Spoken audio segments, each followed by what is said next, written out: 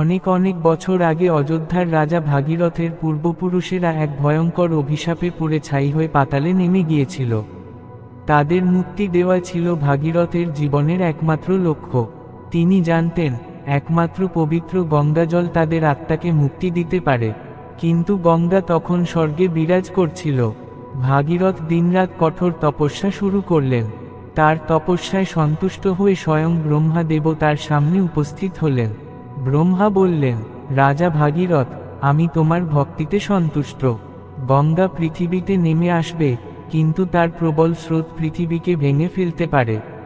তাকে থামানোর মতো শক্তি আছে একমাত্র মহাদেবের।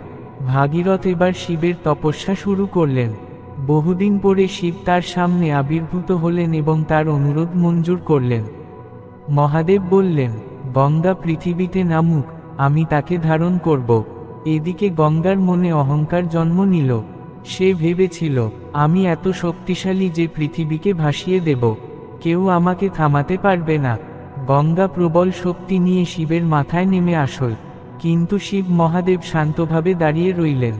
গঙ্গা সোজা শিবের জটাজালে আটকে গেল। যতই চেষ্টা করল, সে মুক্তি পেতে পারল না। অহংকারী গঙ্গার সমস্ত শক্তি শিবের জটের সামনে পরাজিত হল। তখন মহাদেব মৃদু হাসলেন এবং ধীরে ধীরে তার জট খুলে দিলেন। গঙ্গার স্রোত শান্ত হয়ে ছোট ছোট ধারা আকারে পৃথিবীতে নেমে এলো।